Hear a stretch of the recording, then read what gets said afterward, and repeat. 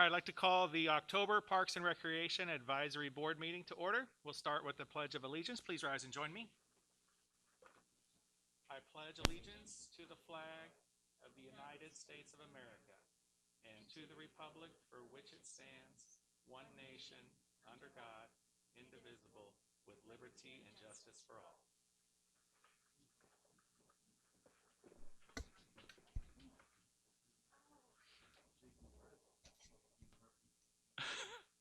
Sorry, that was too fast according to Scott. I'll slow down next month, maybe. I'll turn it over to Sherry for roll call. Okay.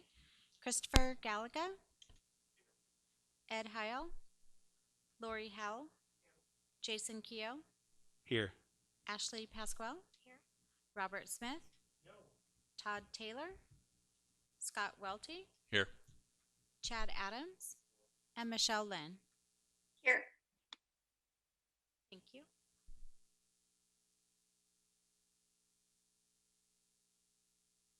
Okay, on to item number 4 on the agenda. This is a call to the public. Any members of the public who would care to address the board, this is your opportunity to do so. Seeing none, we'll close the call to the public and move on to section 5, approval of the September 28th, 2020 meeting minutes. Make a motion to approve the September 28th, 2020 meeting minutes. We have a motion and a second to approve the minutes from the September meeting. Any questions or discussion? Okay. All in favor of approving the minutes from the September meeting, say aye. Aye. Any opposed? Okay, minutes are approved. That takes us to section 6. And I'll turn it over to Mr. Keene for the staff report. Thank you, Mr. Chair.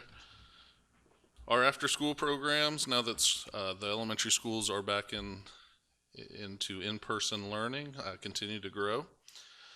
The Youth Talent Show that was scheduled for October 29th has been canceled due to lack of registrations.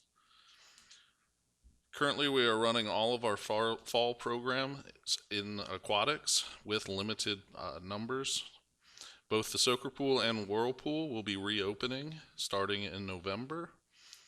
The high school swim team will finish their season in the first week of November. Sea Scouts will be having a merit badge weekend on November 6th through November 8th with life savings and advanced swimming badges being offered. The Stingray swim team is practicing currently in accordance with USA Swimming guidelines. The pool will be closed on Wednesday, November 11th in observance of Veterans Day, as well as November 26th and 27th for Thanksgiving, and the pool will resume normal scheduled operations on Saturday, November 28th. We will not be draining the pool this year, so therefore we will not be having the annual dog swim on November 28th. So, staff is working with the school district on our kinder swim program, which is tentatively scheduled to begin the first week of February. We'll be offering a water safety instructor class in November and December to prepare our staff for the kinder swim program. And while we are not currently recording any new exercise classes, they can still be viewed on Channel 4 and on YouTube. We will be recording periodically new classes to upload to those formats as well. In the community center, there will be a blood drive October 27th through the 29th. The Western Welcome Boutique, November 20th and 21st. And the Art Guild Holiday Boutique, November 28th and 29th. We have quite a few baseball and softball tournaments. They actually started 2 weeks ago and pretty much are scheduled every weekend through mid-December. So we've got quite an increase in those tournaments. And soccer season is in full swing, utilizing the lower field at Cypress as well as the ASU fields. With that concludes my report, and I'll answer any questions. Thanks, Mr. Keene. Any questions or comments about the staff report from the board? Question.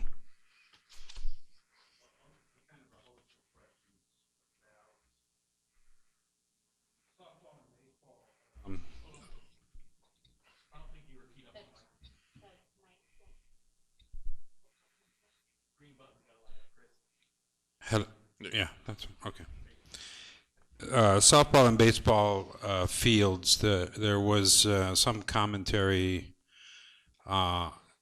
regarding the last council meeting about the ball fields at Dick Samp.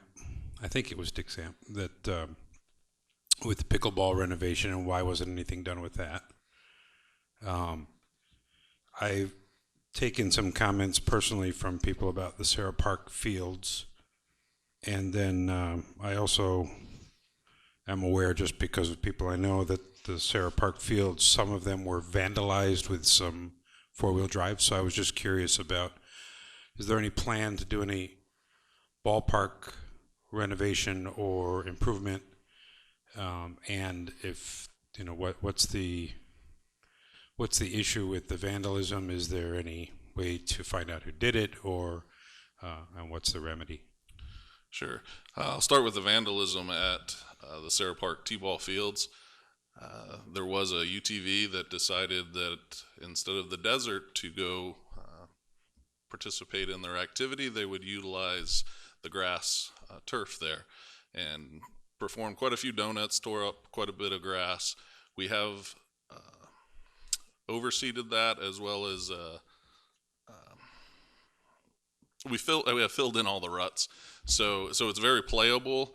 You will notice, however, until the Bermuda grows back, that the remnants of it will still be visible, but the field is safe and playable for Little League.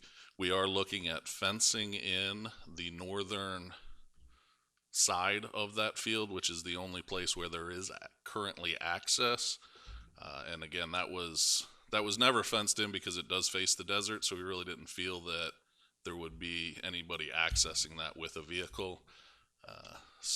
But we are looking at the concept of how we could fence that portion in, so then all of the T-ball fields there would be enclosed.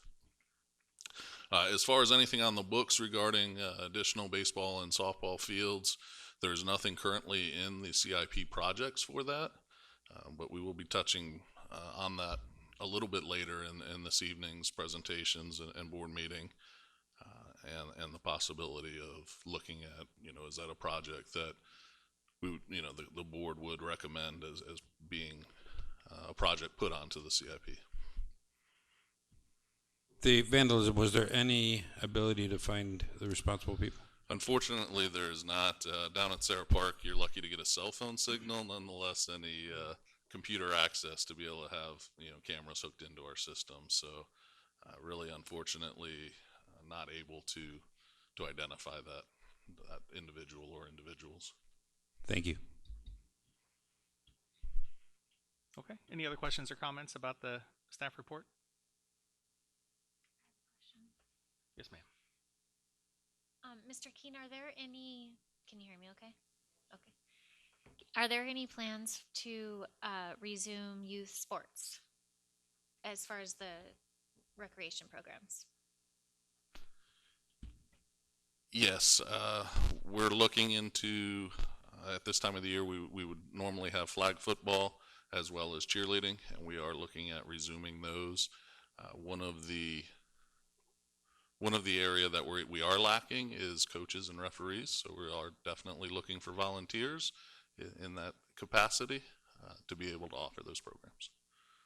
And just a follow-up, Mr. Chair, are those positions only volunteer, or are they staff or paid? I believe the coaches are all volunteers and the referees are paid positions. One more question then. Is that because to keep the fees minimal, or another reason? I guess I don't have a total answer for that one. It's just kind of the practice that has been in place. Okay. Again, not really a great answer to that question. But all right, thank you. If I may, can I piggyback on that? Is there always a need for referees and coaches, or is that a new need? It's a newer one that we as the last couple of years we've been experiencing. So yes, maybe one of the remedies would be to offer paid positions. We'd have to look at exactly what physical impact that would have on the programs.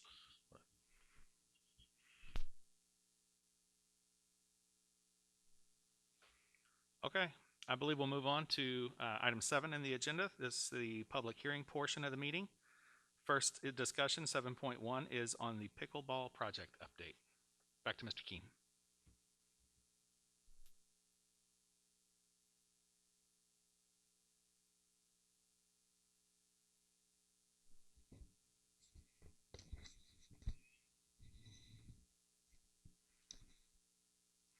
Sorry, evidently a little technical difficulties there. Okay, just kind of wanted to give a little bit of an update to the board regarding the pickleball project at Dick Samp Park. The Dick Samp Memorial Master Plan has 16 pickleball courts in the plan. In 2016, the first 4 pickleball courts were finished and open for play. As part of the 2019-2020 Capital Improvement Plan, an additional 8 courts were approved. And on March 10th, 2020, the Pickleball Association presented a check for $100,000 to the City Council to help with the construction of the courts. Designs have been completed and the project has been sent out to bid. There were 3 bids returned that all met the city criteria set forth by the city. All 3 bids were over the budgeted amount of the project. The city's engineering group worked with the lowest bid contractor to reduce the scope of work and bring the project within the approved budgeted amount. On October 13th, 2020, the project was presented to City Council and they awarded the bid for construction of the 8 pickleball courts to TR Orr. I'm going to throw up a picture here. It should show up on all of your guys' screens.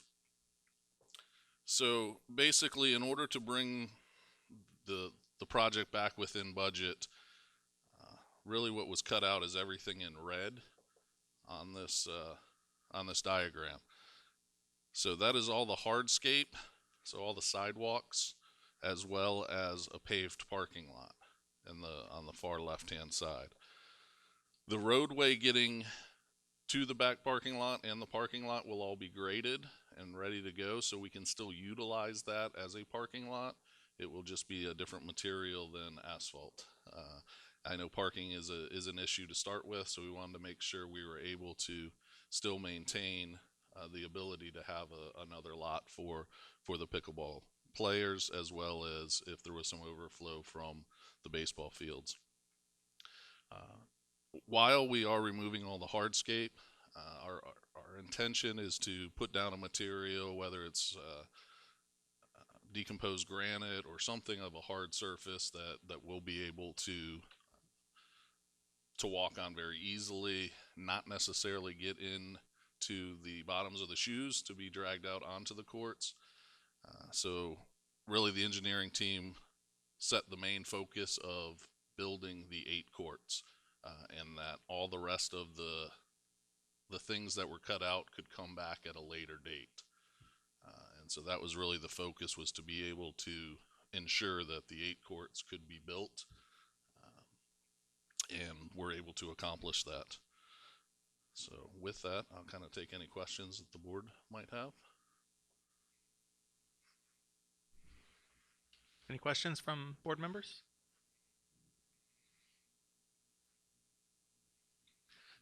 So I have a question. You can tell if it's not up for discussion in this venue. I'm okay with that.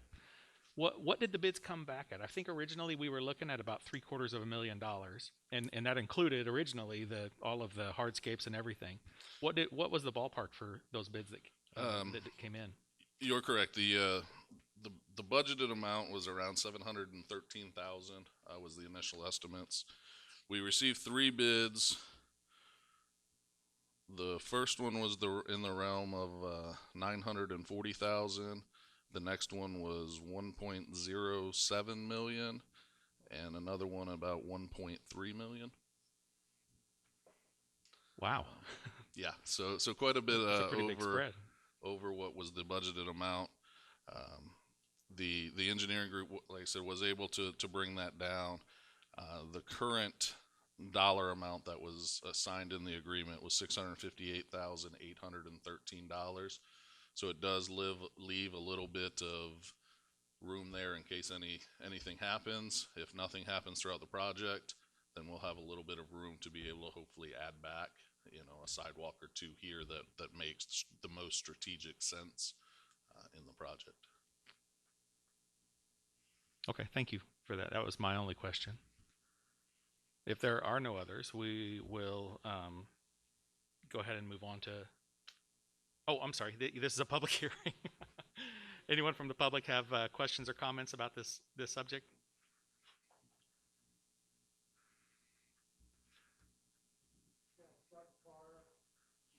Yeah, push it so you see the green button. Now it's on. Doug Carr, Lake Havasu City. I'm the ambassador for pickleball and also the vice president. It's really hard to look at that and say, oh, we're going to walk on rock again, but hopefully the next CIP budget, they can put a little more dollars in and put some hardscape in. It's been almost 6 years since, I started coming to the council and the Parks and Rec Committee.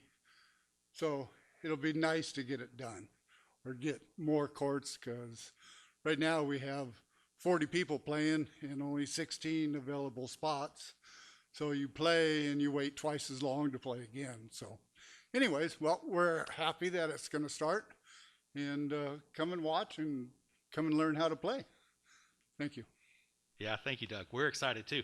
Honestly, I'm kind of surprised to hear that all of that red space only shows, a small portion of the budget, So, but yeah, we're excited too. Yeah, they took out a third of the project. Yeah.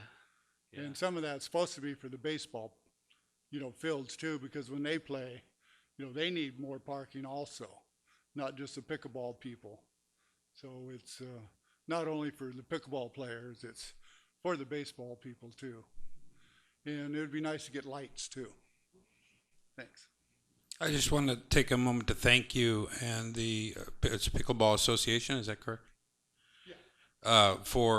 I think you're setting an outstanding example for other people with baseball interests or softball, that there are ways to help the city, especially with limited budgets, to get these things, or at least have a happy median, and that by setting that leadership, you've done a great service. Thank you.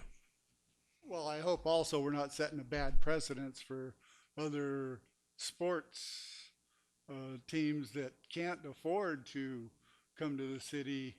The city should be, putting, amenities into the community, and we did. We went out and, $3 here and $3 there, and we did go out to the community, and some of the major businesses did throw in 1,000 here and 1,000 there. And I think my president wants to say something. Come on, Dave. And Yeah, here's please a come guy that has spent numerous hours on everything. So I want to thank him too. My name is David Rossing, the president of the Pickleball Association, and I just would like to take a minute to thank the city for protecting the issue of 8 courts. I know they looked at how do we make up the money when it's over, the bid is over the budgeted amount. And to protect the 8 courts is just absolutely wonderful. We can do things down the line to work with the city to help bring in those things that need to be done. For example, the wind screening is not present in the budget. We help build those or buy those things on the existing 4 courts, and we will continue to look at how we can help. But one of the things that's occurring, this is really just ramping up into the full season. We're not going to see many of the Canadian citizens here this year, I don't think, but already there were Friday when I went out to play, there were 8 courts worth of people there for 4 courts. And it will get worse as the winter comes along. And we are getting ready to start beginning pickleball player orientation program So people that are interested in learning to start, we can do that. The Dick Samp is an open court process, and we have to be very careful about organizing activities that take away from open access. And we worked very hard last year to try to make that happen. Having 8 more courts provides opportunities for us to do those sorts of things and still provide open court access to the public. I am excited about being able to organize some ladder competition play, round robin play for different skill levels of players, and still allow open access to people that want to come.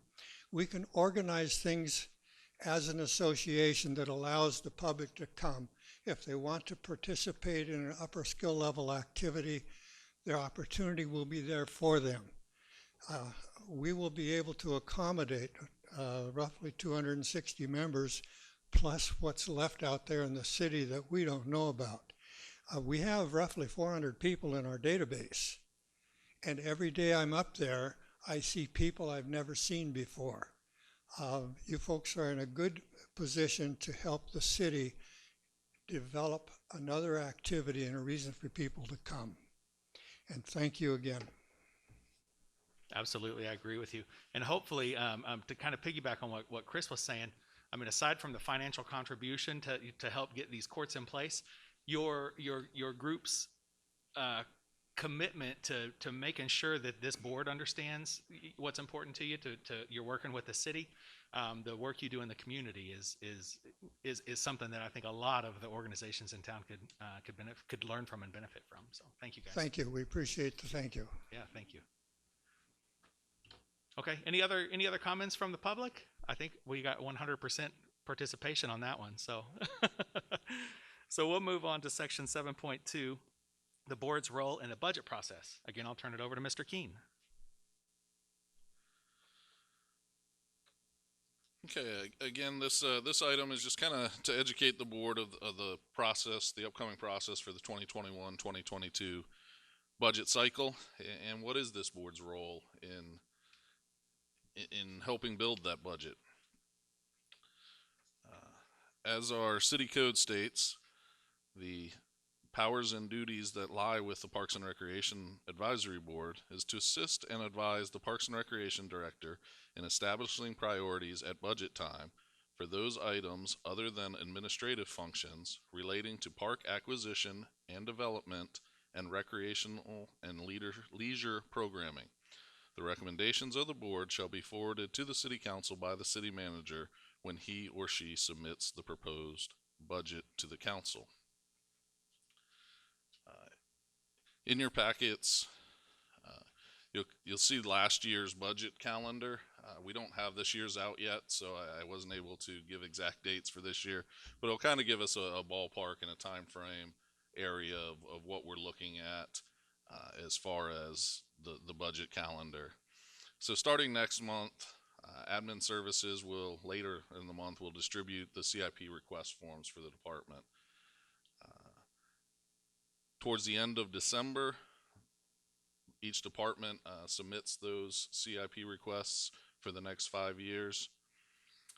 In January, we kind of start really working through what those CIPs are, as well as our admin staff goes through the budget training of how exactly we're going to input the budget into our computer systems.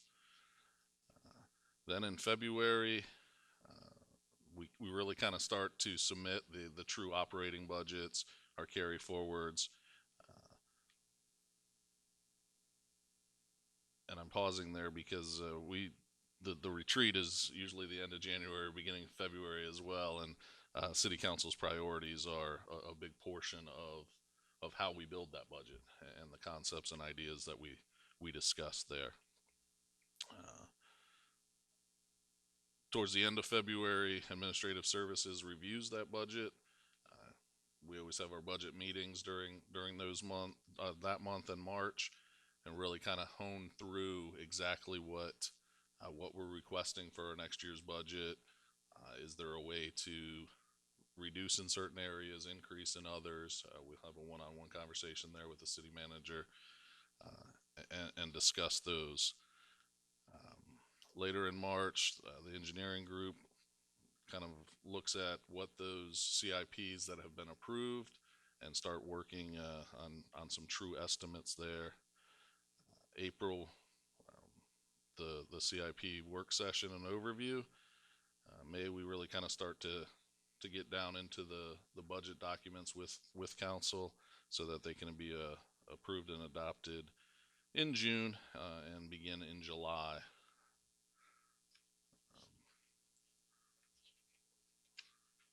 So with that, I think this refers back to Board Member Gallagher's question a little bit earlier regarding, well, what, do we have anything as far as baseball and softball in the CIP program, and what could be added there?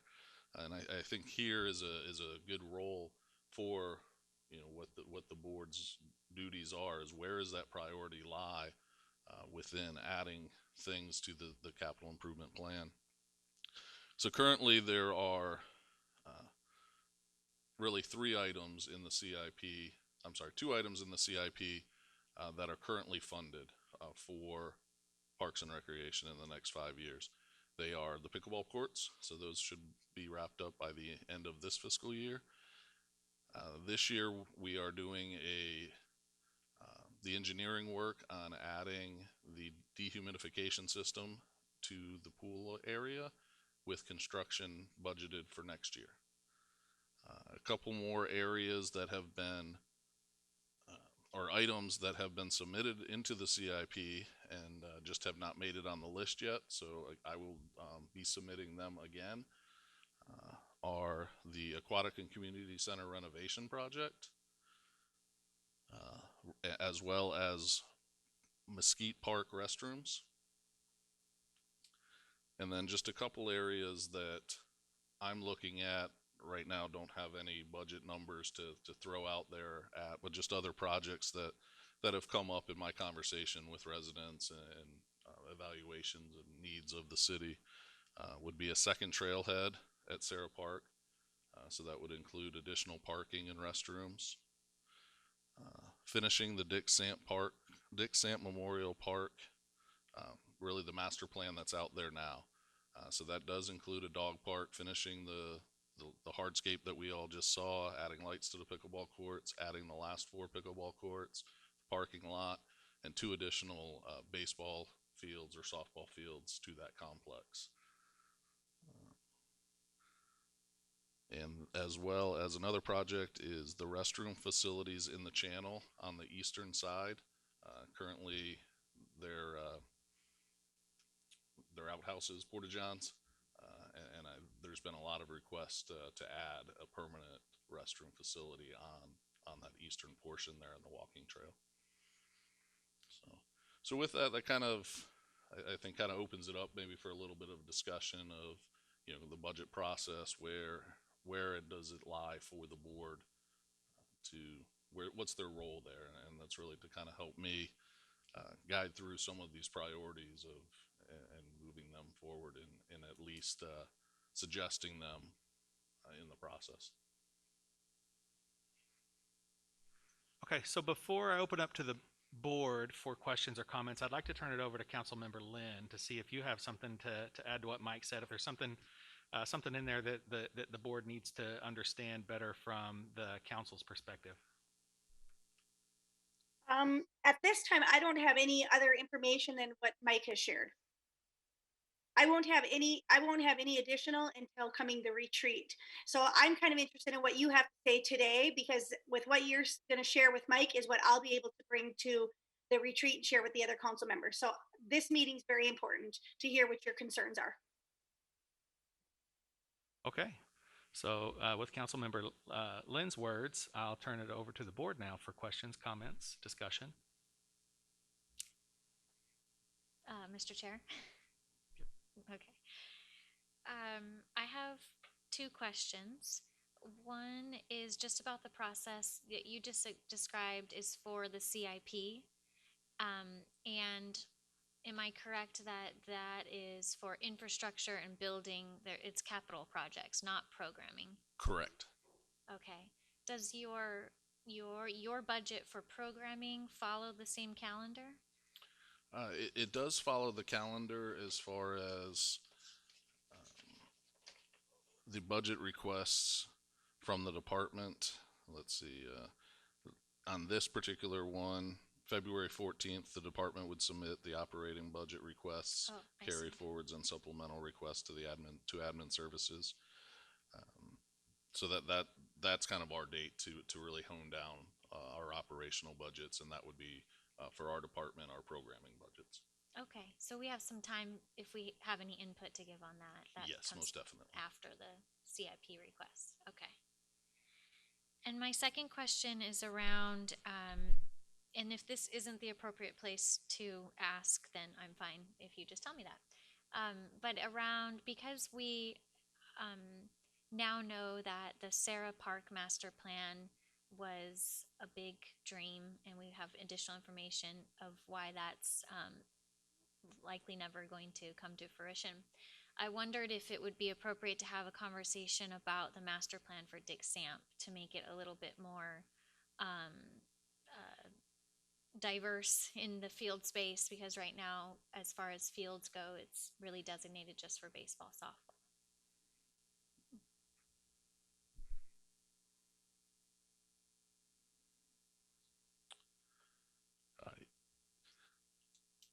Yes, and we could bring that back as a future agenda item as well, where we bring the actual master plan and we can discuss it amongst ourselves and kind of how that process was all initiated.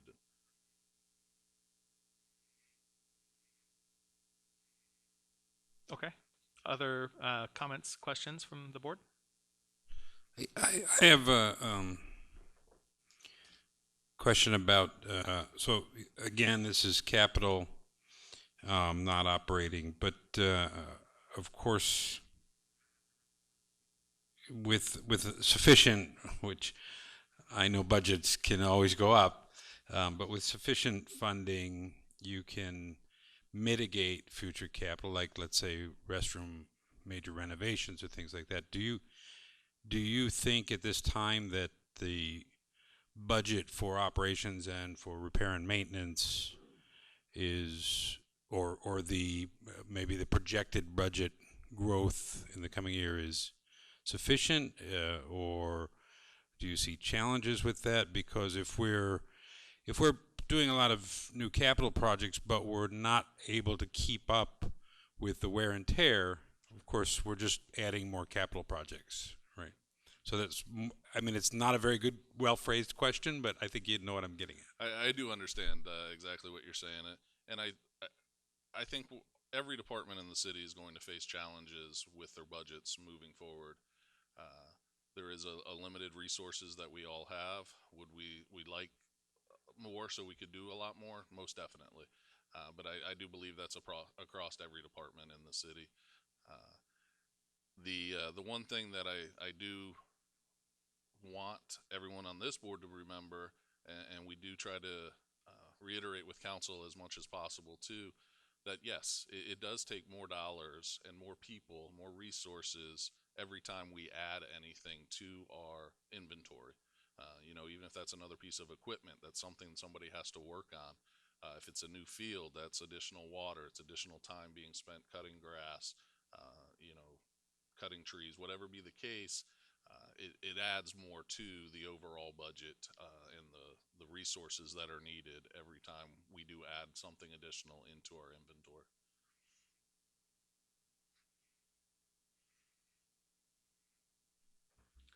What else?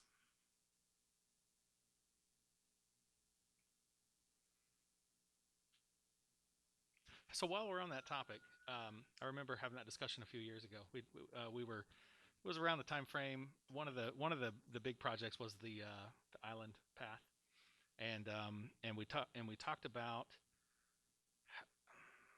how maybe, whether we followed the rules or not in the 80s when an asset like that got put into place, that by now we ought to figure out how to maintain the thing, right? And there was some discussion at that point. This was probably about 4 years ago about a new software program that was going to help the city with kind of life cycle management, managing the logistics or O&M tail that comes along with putting new stuff in. Is there an update on that?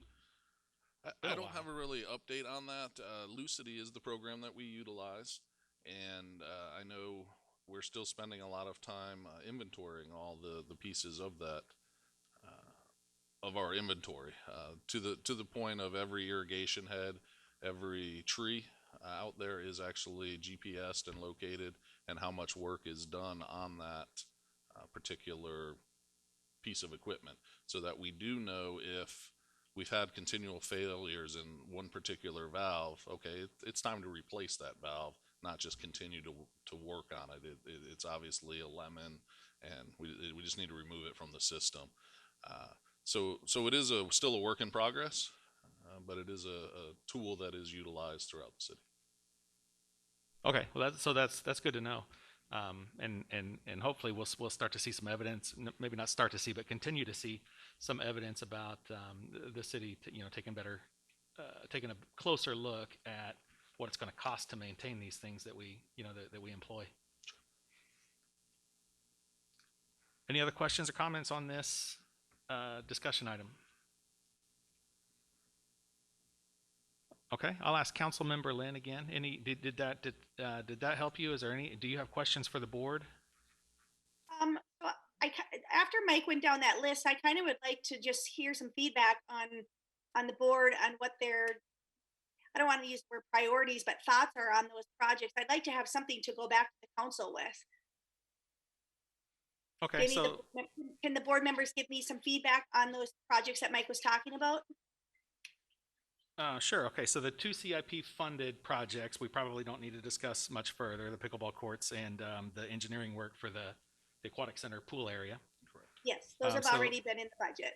So the other ones he discussed were Aquatic Center renovation, the restrooms at Mesquite Park, a second trailhead at Sarah that would include parking and restrooms, what the finish up of Dick Samp would look like, including the hardscaping, dog park, lights, baseball, softball fields, etc.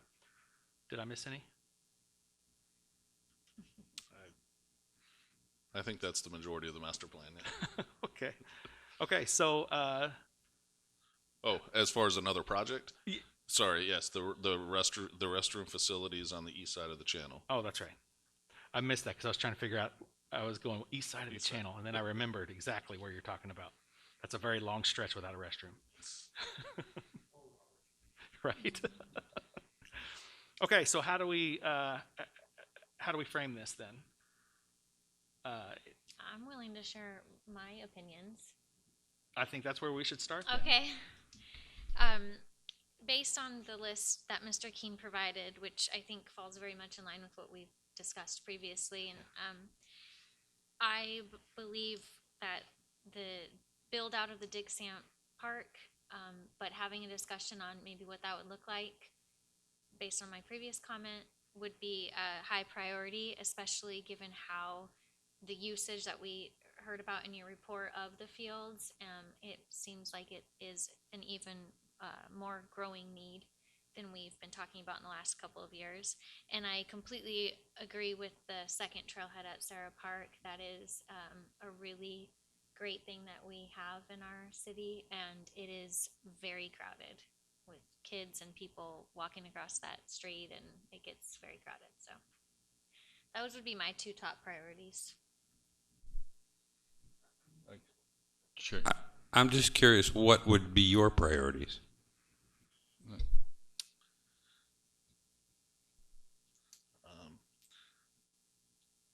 That's a tough question because they're all very important projects for different needs of different members of the community. I think my number one would probably be the renovation of the Aquatic and Community Center. The building is 25 years old, and we haven't touched some of the infrastructure in all 25 years. We're going to get to a point where plumbing just simply isn't going to be working and utilizing. So we're going to have to dig into it. And before that happens in an emergency situation, I would much rather be prepared and have the ability to renovate that front entrance and the lobby, the locker rooms. It will also, part of the original design was to have a road coming up from Park Avenue as opposed to coming in the back parking lot, which people think is the front parking lot, and the front entrance of the building is really never seen. So I think that would probably be my first priority. Again, that's really tough. I'd love to see, more fields. So, what that exactly looks out with the current build out at Dick Samp. However, the bathrooms at Mesquite are really needed as well. That's,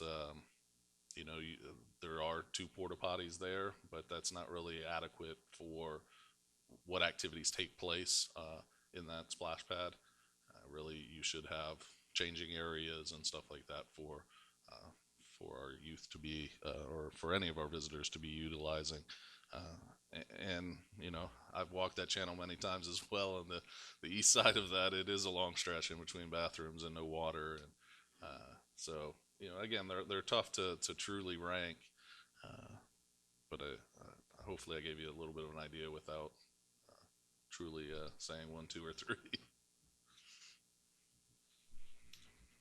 If I may, Yeah, go ahead, Lori. I support anything that is going to make it easier for children and families to enjoy our park system. And I think the Mesquite Park project is really invaluable because of its location, the ease of access. If you have bathrooms there, it's going to make it that much more inviting.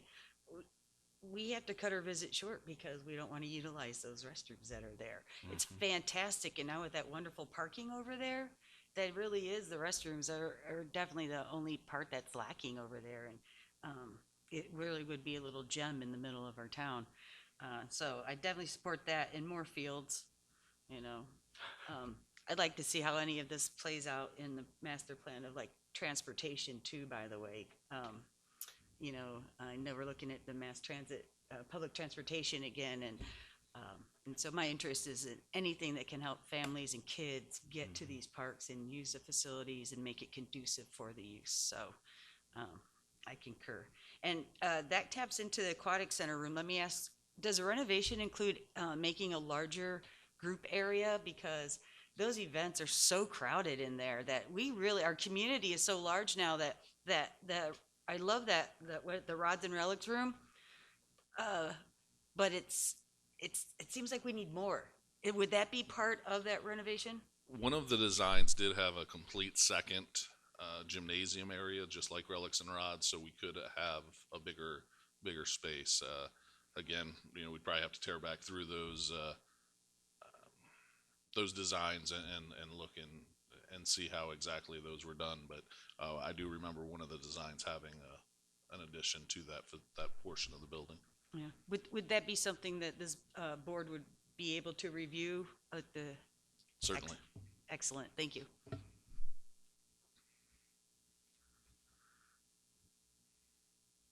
Any other comments from the board? Well, I would just share my preference since I asked. Yeah, it seems to me to make sense, and with the comments I've had, that the Dick Samp Park, with the additions of the ball fields, dog park, whatever, continue. For personally, a big advocate of trails and trail systems, and those parking lots get jam-packed. So I'd be really interested to see that continue.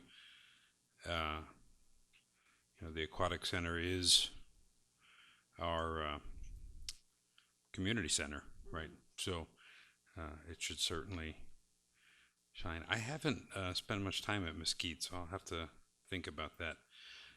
And to be honest, restrooms on the channel seems to me on this list to be the easiest one to wait.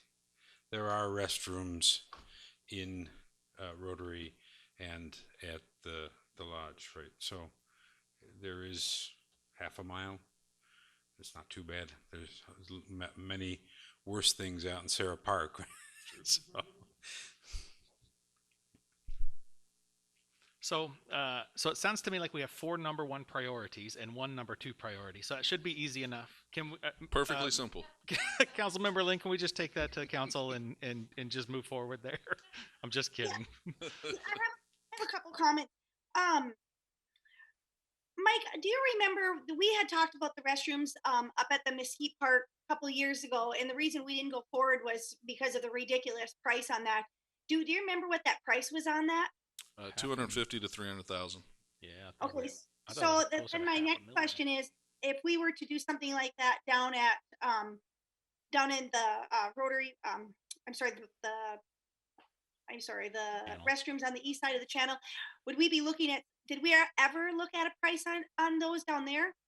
We have not yet, and that price tag could actually escalate because there are no sewer lines right there or water lines, so we would be running all that infrastructure.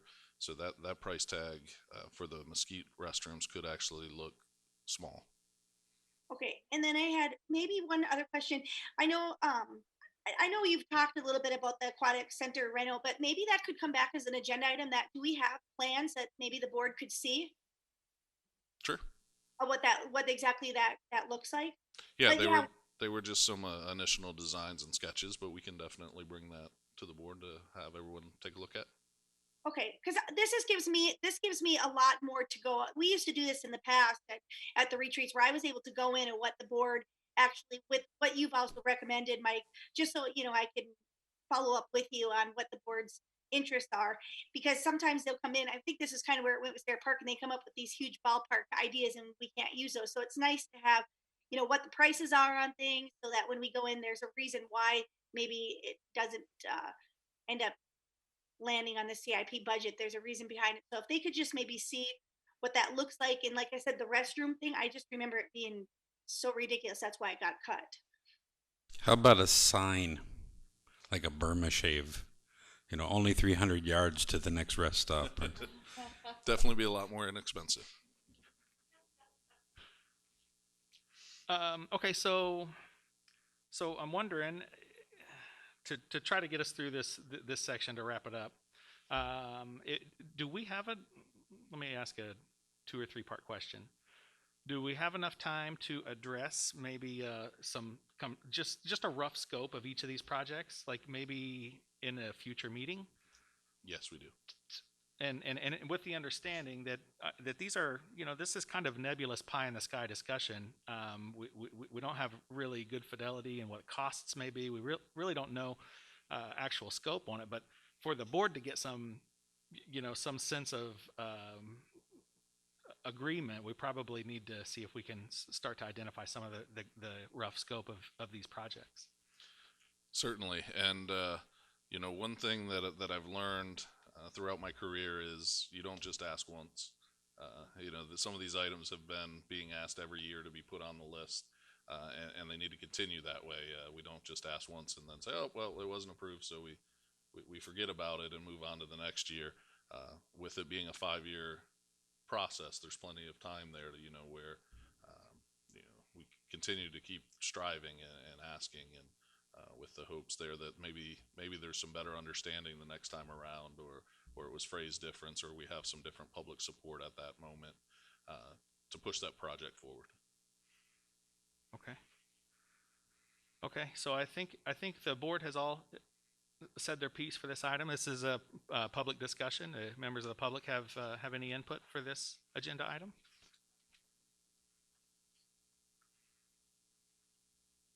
Thank you, David Vossing, President of Pickleball Association. As your discussion here came to mind, when the project was bid for these 8 courts, it included a recommendation from the Pickleball Association that lighting be included. And as I understand, lighting was an addendum to the bid project, and the dollar figures that you were given earlier tonight did not include any issues with lighting. And I'd just like you to think about, let me back up a minute. There are 16 courts in the design. And if you take the existing 4 courts, for purposes of communication with Mike, we labeled the existing courts City 1. and the 8 courts that are being built, City 3 and City 4. And our recommendation was, because the construction was going on, it would be easy to light one set of 4 courts, probably City 3, but that's not there. But if you're looking at how to improve and take advantage of the investments that you've put in, think about lighting one set of 4 courts. And perhaps the existing City 1 makes the most sense. It's next to the restroom, finished parking, parking lighting is there, water is there, power is there. So that may be something you might think about down the line. We will be looking as an association at some recommendations for our priorities and what we need to do. For example, the windscreens to go in the mesh of the fence fabric, sunshades, bleachers. Those are things that need to be brought in and we can probably work very quickly with. The lighting might be something a little more difficult, but put that in your mind to think about where we might be down the line. Take advantage of what we've done. Thank you. Thank you for that input, David.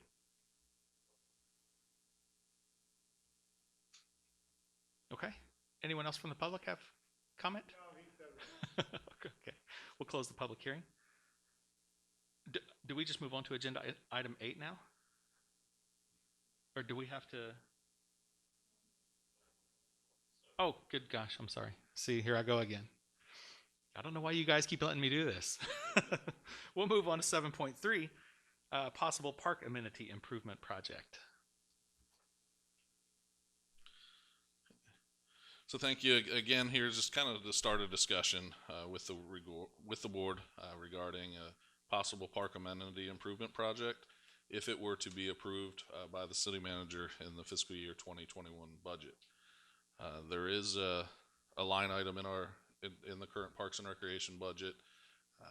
If the second half of that is approved and revenues are coming in the way that they have been, and if those continue, there's a portion of a line item budget that I'd like to kind of hear some guidance from the board and priorities of some different projects that we might be able to put in. These don't rank up with a capital project, but something, a smaller amenity, whether that's a piece of playground equipment, and we'll kind of go through some of the examples here. But we're looking in the range here of $50,000 to $75,000. So, a couple of those things that we have discussed previously that we'd be looking for is, we're missing one field light at Cypress to really make that lower field fully lit especially for the little ones. That corner is really where they practice, and it is poorly lit over there. When the project was originally designed, the lighting was only for the upper field, and then the lights were added to the lower field. So there really wasn't the intention of making that be like the championship field up top. So that piece of the project got really left out. There is one pole missing with, it needs one light there, and it's very, very noticeable when they're out playing. The price tag on that, last time we looked at it, it was approximately $60,000. So that will, kind of fall within the budget constraints here for this particular project. Another thing we have talked about is the space between the Aquatic Center and the ball fields at Rotary. There is an old well site there that really it would look nice to do something with. What that something is still, it's been up for discussion several times. One idea is a pump track there. The BMX riders, do go over to the skate park a lot, but there are times where there's a lot of skateboards, scooters being utilized over there. Maybe the BMX kind of, gets shifted out a little bit. That would be maybe an ideal location where they could go and ride if we could put a pump track in there. Another one that we've heard quite a bit of suggestions for is additional basketball courts, whether that be at LBB expanding the courts that are there or throughout the city into some different parks. We do have a couple half courts, in our system throughout the parks, but maybe we expand those to be full courts. Or again, I kind of like the idea, the concept of expanding some of them at London Bridge Beach as well, so that much like pickleball, they can kind of cycle in from one court to the other. It just kind of flows there. But some suggestions out there. Another one that I've been hearing recently is a playground at the Island Ball Field. As little brother and sister come to watch a football game and they get bored, they don't have a whole lot of space to go. We really don't want them climbing the fence to the water treatment plant and thinking that's a good playground. So, maybe starting to build a playground out there at that facility as well. Again, in this price tag, that might be an apparatus, and we can kind of build on that from that aspect. So with that, I kind of, leave that open to the board. Again, it's just some initial discussions, so you don't necessarily have to come back with anything at me tonight as far as some ideas. If we can continue this discussion as well as, any time through email, or my office is always open as well. So I'd like to open it up with a question. How many of these $50,000 to $75,000 projects can we squeeze in? One. Okay, darn it. Good question, though. Questions or comments from the board? I just curious if you've had any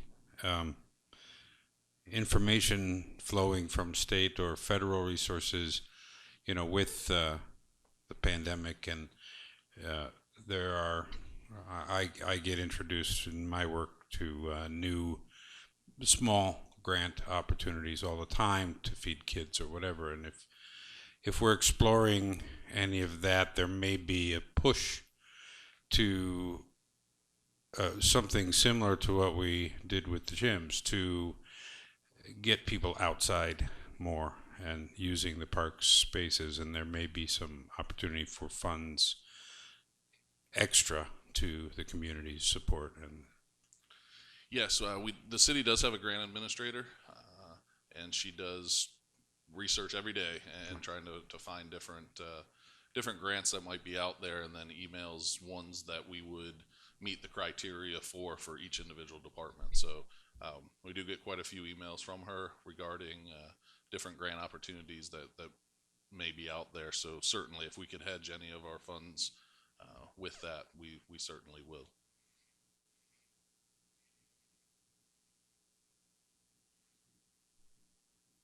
Other questions, comments from the board?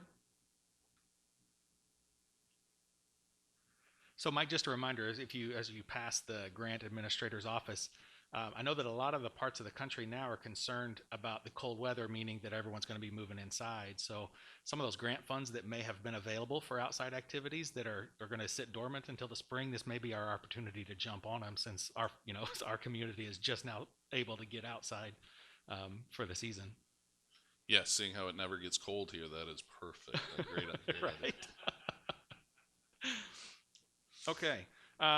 This is also a public hearing. Any members of the public want to make comment on this agenda item? Hearing none, we'll close the public hearing. Now, can we just move to item number 8? Or is there board action required? Okay. So we'll move to item number 8, future discussion items. So we have a couple from just kind of going through during the meeting. Yeah, it sounds to me like a big back. one would be kind of looking at rough scope of all of those potential projects that could get pushed into the 21-22 budget from this board. And I think, based on the head nods, I believe the board would like to see that at our next available opportunity. And just to clarify, I wouldn't be pushing them into the 21-22 budget. It would be as part of that CIP project process. So really, those funds we're looking at 5 years from, so 2026, 2027. I can try. Just wanted to clarify. Okay. but not the amenities. Correct, just the CIP portion. Yeah, the amenities are this budget year, so. Correct, yes. So again, as long as we continue to see the revenue stream maintain where it's at, I do believe the city manager will approve those dollars to be utilized. Okay. Okay. So are we looking for other ideas from the board for, okay. All right. Any other future discussion items that members of the board would like to hear? But just given that, maybe the priority should be on the handful of amenities projects to be considered in short order, and then look at the CIP things in a more distant time frame. I agree. Do you think that those two together would be too much for one meeting agenda? I think we could probably squeeze that into one meeting. I think so too. It just helps me as far as the CIP when, you know, in mid to late December, I need to be able to submit some projects for that. So really our November meeting, I would like to maybe have some presentations ready for you guys on that, and maybe narrow down that priority list a little bit more. Yeah, I agree. And I heard Mike saying I want to stomp it to the board. Don't hesitate to get a hold of him. So hopefully we can get some of that rough scope information out well ahead of the next meeting, so the board members have time to digest the information, and we can reach back to you if we have questions, so we can really dial in what we want to talk about in that next meeting. Okay. Any other input from the board? We'll move on. Item number 9, our next meetings. Oh, they stole your microphone. That's why you're showing that to me. So our next meeting is scheduled for November 23rd, 2020. So that is the Monday before Thanksgiving at 6 p.m. here in this facility. Sounds great. If there are no other items to discuss, I would entertain item number 10. Someone would like to make a motion to adjourn? Mr. Chair, I motion that we adjourn. We have a motion Second. and a second. We are adjourned. Thank you.